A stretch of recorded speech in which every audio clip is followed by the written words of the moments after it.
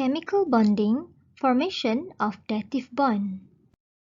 Sebelum ni kita dah belajar tentang covalent bond. Covalent bond terbentuk melalui perkongsian elektron. Contohnya, atom A ada satu elektron bertindak balas dengan atom B juga ada satu elektron.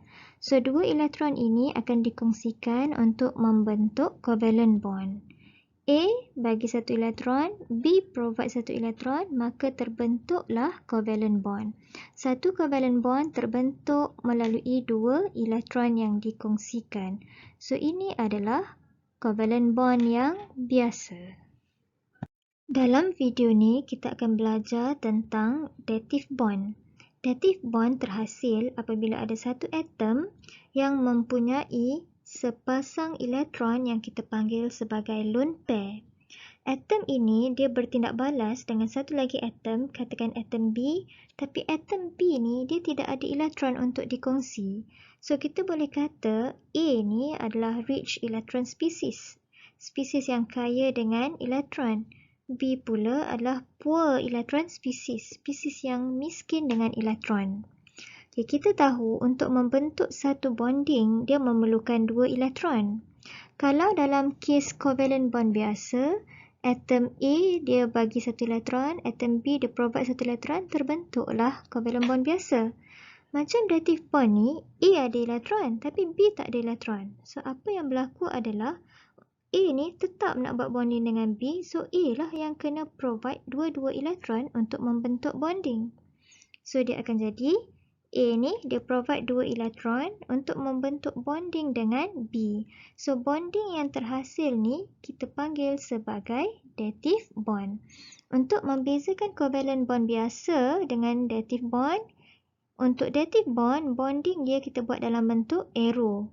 Arrow dia mesti daripada yang kaya elektron menuju kepada yang miskin elektron. Kalau covalent bond biasa, kita buat dash saja, tak ada arrow.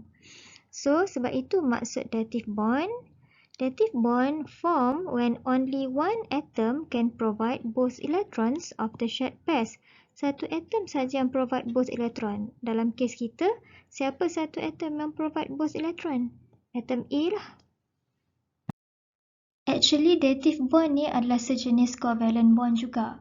Cuma beza dative bond dengan covalent bond biasa adalah covalent bond biasa ni terbentuk apabila atom A share satu elektron, atom B pun share satu elektron. Tapi dative bond ni terbentuk apabila satu atom je yang provide kedua-dua elektron, satu atom lagi tak provide apa-apa elektron. Common example of compounds having dative bond. Contoh-contoh biasa untuk compound yang mempunyai dative bond ialah H3O+, NH4+, and Al2Cl6. Show the formation of bond in H3O+. First step, determine the type of bond. Kalau kita jumpa tiga compound ni, type of bond dia adalah dative bond. Step 2, draw using Lewis symbol. Ingat, kalau soalan minta show the formation, kita kena jawab macam buat equation. So, kalau kita nak tunjuk formation of dative bond in H3O+, reactant A dia adalah H2O, reactant B dia adalah H+. Kalau kita nak show formation of dative bond in NH4+, reactant A dia adalah NH3, reactant B dia adalah H+.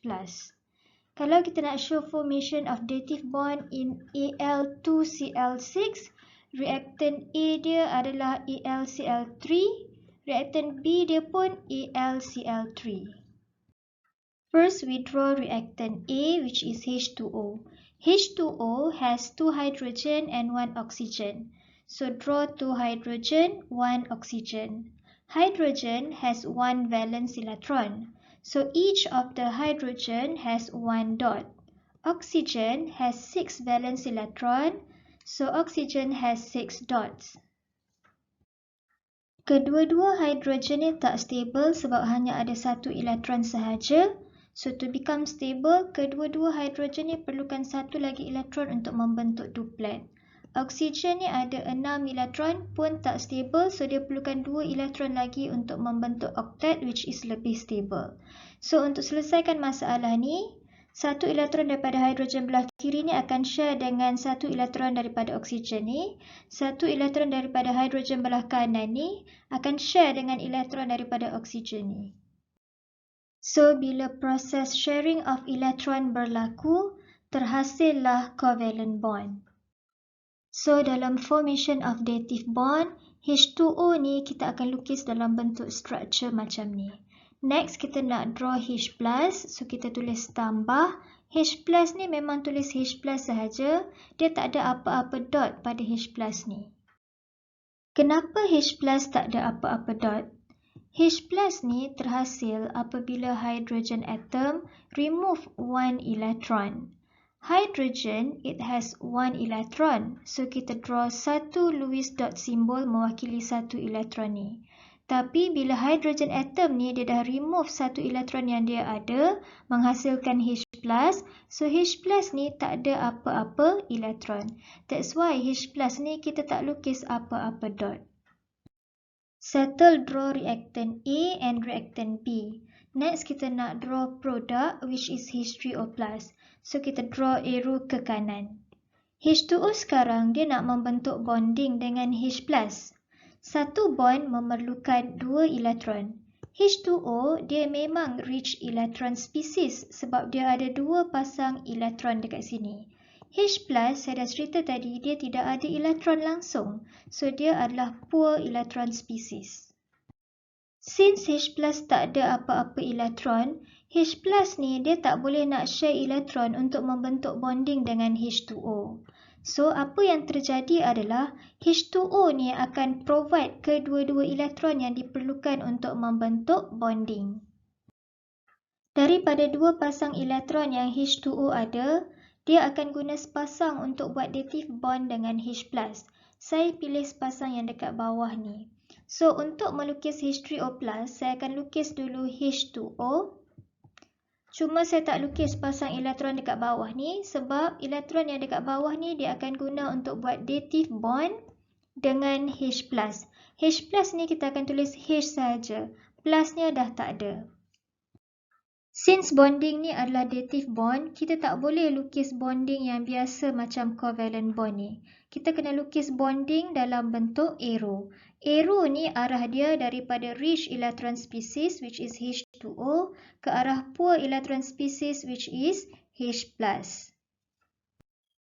Since H3O+ ni dia ada positive charge, cara nak lukis positive charge ni, kita kena buat square bracket macam ni dulu dan positive charge tu letak di luar square bracket. So, inilah formation of bond in H3O+. Dalam H3O+, dia ada 2 covalent bond biasa dan 1 dative bond. Thank you for watching.